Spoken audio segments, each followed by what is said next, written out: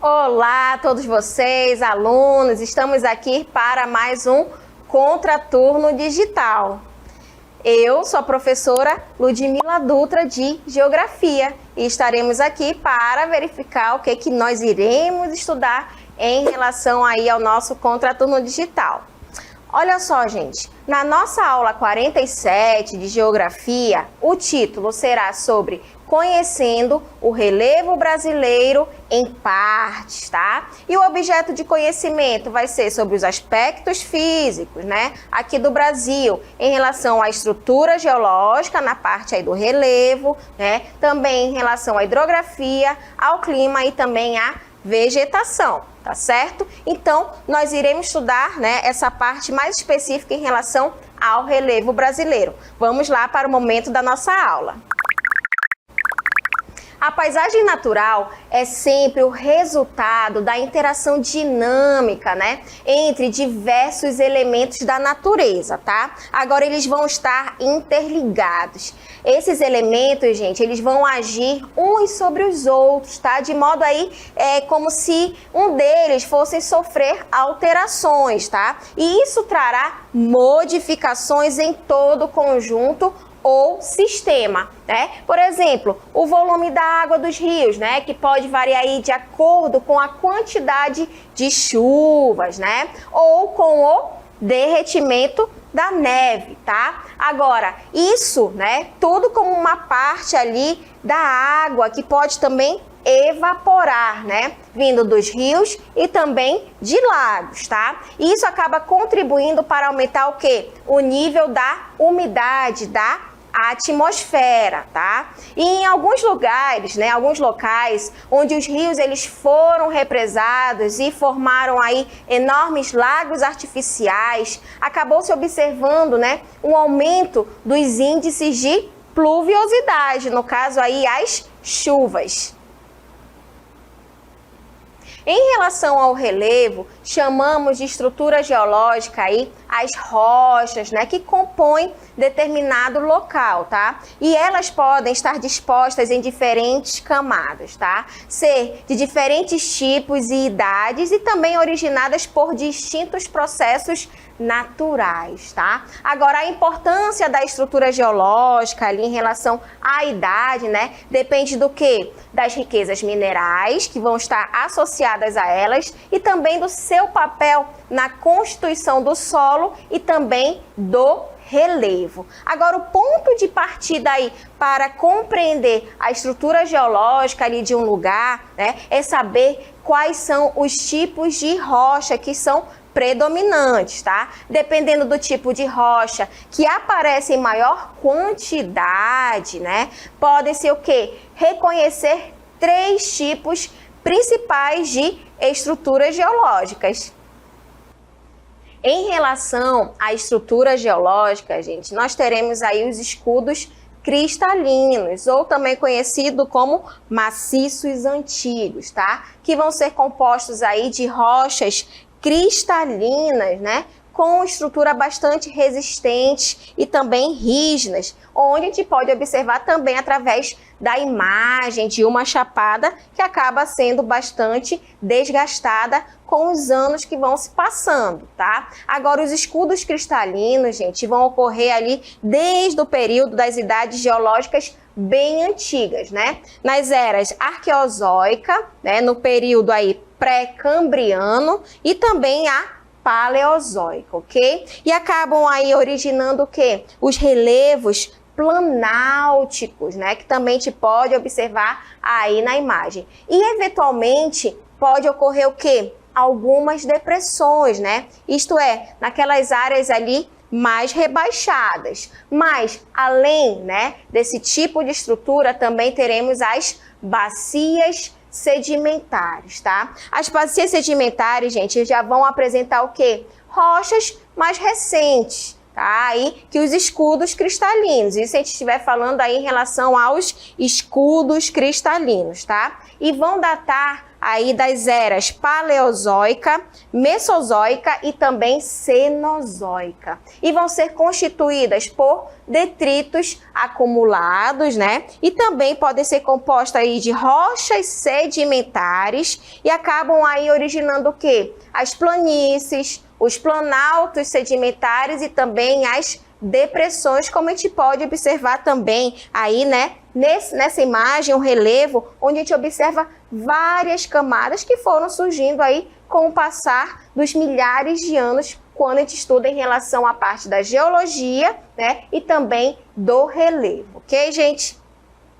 Em relação a uma outra estrutura geológica, nós teremos aí os dobramentos modernos, tá, gente? Que vão ser áreas, né, que sofreram ali elevações do terreno, como a gente pode observar essa movimentação, tá? Mas isso ocorre de uma forma bem lenta, porque nós estamos estudando sobre relevo, sobre estrutura geológica. Então isso, gente, leva aí milhões de anos para ocorrer, tá certo? Então, os dobramentos modernos vão ser essas áreas que sofreram elevações aí do terreno, tá? E que normalmente são grandes dobramentos que vai ocorrer em consequência de quê? De pressões que podem ser originadas ali no interior do planeta no período terciário da era Cenozoica, tá? E acaba aí formando o quê? Um relevo montanhoso, né? Como as grandes cadeias montanhosas, que acabam se tornando aí mais jovens em relação ao relevo, ou também as terciárias, como os Alpes, os Andes, o Himalaia e também as montanhas rochosas, entre outros tipos de dobramentos modernos. Vamos conhecer agora as principais unidades de relevo terrestre brasileiro, né, que é subdividido em 4 macrounidades e em algumas microunidades, ou seja, formas de relevo que em geral vão se situar dentro ou ao lado de uma das unidades maiores, tá? Vamos observar a seguir aí quais são essas 4 macrounidades do relevo e como que elas se distribuem pelo território brasileiro, né? Nós podemos verificar aí a parte da planície, né, que vão ser essas partes em verde, onde a gente observa que vai estar muito na parte litorânea do Brasil, mas também teremos as áreas de planalto, né, que a gente observa aí que acaba tendo uma maior quantidade do que em relação à planície, tá? Também temos as áreas montanhosas, né? Aí de acordo com os estudos da CONAMA, que é a partir de 300 metros, então pega muito a parte de serras e picos e também a parte das depressões, onde a gente observa também em relação ao mapa, né? Que acaba predominando bastante no território brasileiro. Então, a partir desse mapa, nós podemos observar essas 4 macrounidades aqui do relevo brasileiro, mas também existem estudos que vão estar relacionando aí somente a 3 relevos, né? Mas, de acordo com a CONAMA, o Brasil ele acaba apresentando áreas de montanhas que vão estar aí a uma altitude acima de 300 metros.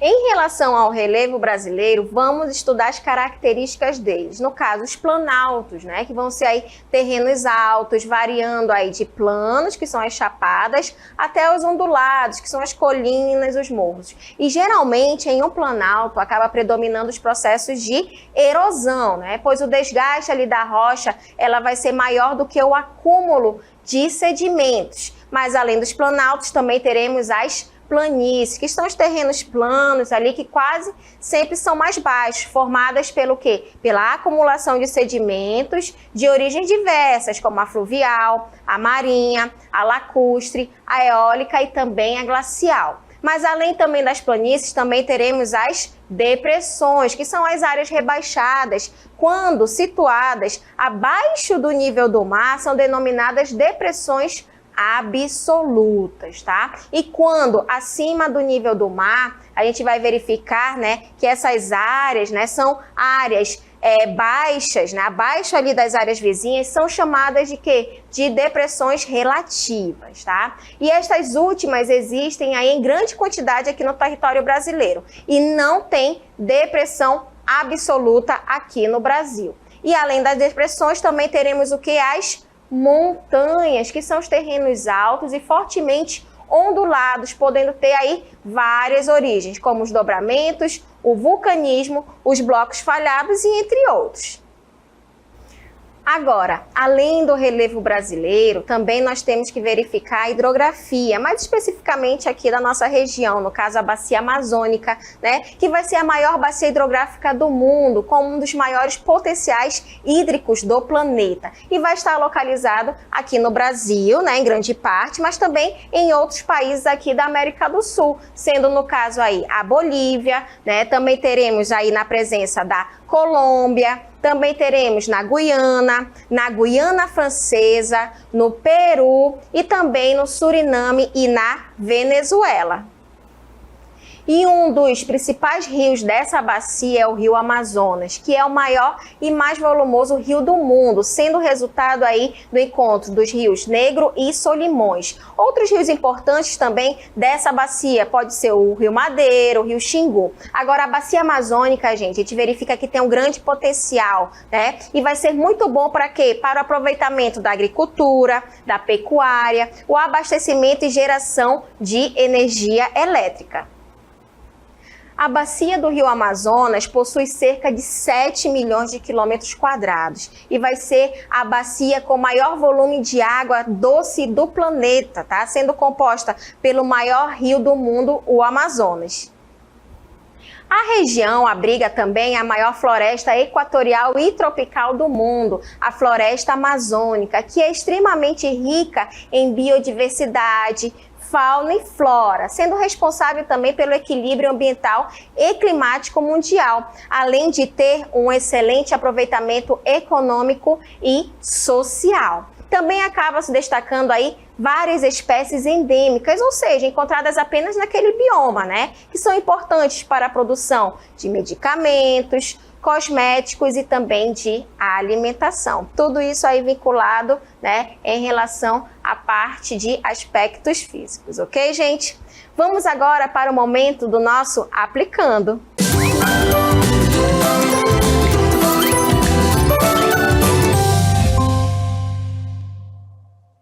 Vamos analisar agora a seguinte pergunta do nosso Aplicando. Olha só, gente. Como é denominada a unidade de relevo resultante da deposição de sedimentos recentes, sendo ela de origem marinha, fluvial e ainda lacustre? Aí nós temos as opções na letra A. Será que vai ser aí relacionado a uma planície? Letra B, a uma chapada? Letra C, a um planalto? Ou seria a letra D, vale fluvial? E aí, gente, quando a gente fala em deposição de sedimentos recentes, que pode vir através da origem marinha, fluvial ou até mesmo lacustre, nós iremos verificar que vai ser aí uma planície, né? A letra A, tá certo, gente? Agora, o que a gente pode também observar? Que as planícies vão ser aí formas de relevo aplainadas, em que há aí uma intensa deposição de sedimentos, né? E o processo de sedimentação, né? Essa deposição sedimentar resulta em o quê? Em formações geomorfológicas recentes, olha só, com pouca variação altitudinal, como os vales fluviais, tá certo, gente? Então, aí nós temos essa questão para o nosso Aplicando. Vamos agora para o momento das nossas considerações finais.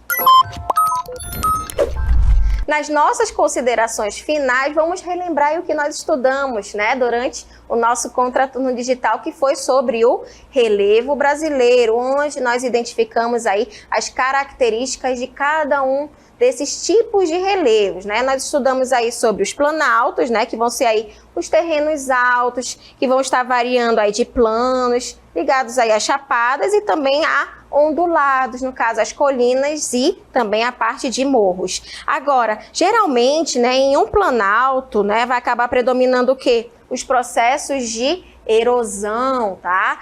Pois ocorre o desgaste da rocha, né, que acaba sendo maior do que as áreas de acúmulo de sedimentos, isso relacionado aos planaltos. Mas além dos planaltos, também estudou e verificou aí em relação às planícies, né, que vão ser aí os terrenos mais planos e quase, né, sempre baixos, tá? Que acaba sendo formado aí pela acumulação de sedimentos, né, e também através das origens, no caso aí na parte fluvial, pode vir através também da parte marinha, da lacustre, da eólica e também até mesmo aí da glacial. Além das planícies, também teremos o que? A parte das depressões, né? Que são aí as áreas mais rebaixadas. A gente pode observar que vão estar aí normalmente localizada abaixo do nível do mar, tá, gente? Agora, a gente observa quando está bem abaixo do nível do mar, a gente vai denominar de depressões absolutas, tá? Agora, quando acima do nível do mar, vão ser conhecidas como as depressões relativas, tá? E a gente observa em relação sempre às áreas vizinhas, quando a gente trata aí esse estudo das depressões, ok? Agora, a gente verifica que essas últimas, no caso, as depressões relativas, tá? Elas vão estar em grande quantidade aqui no território brasileiro. Então, predominam no Brasil a parte, né, das depressões relativas. As absolutas nós não temos aqui. E aqui, em relação ao planeta, a gente vê o Mar Morto, né? Aí é relacionado à depressão absoluta, ok? Agora, também teremos as montanhas, né? De acordo aí com os estudos da CONAMA, que vão ser terrenos mais altos, né? E fortemente ondulados, podendo ter várias origens, através do que? Dos dobramentos, do vulcanismo e também aí dos blocos falhados, tá? E as montanhas aqui no Brasil, elas são consideradas acima, né, de 300 metros, isso de acordo com os estudos da CONAMA, ok, gente? Então, a gente verifica, né, em relação à parte do relevo do nosso país, relembrando que nós estudamos no nosso contraturno digital e finalizamos assim as considerações finais. Ah, e não se esqueçam aí de se inscrever no nosso canal do YouTube, né? Sigam lá o @contraturno digital, ok? Então, assim finalizamos o momento do nosso contraturno digital. Até a próxima!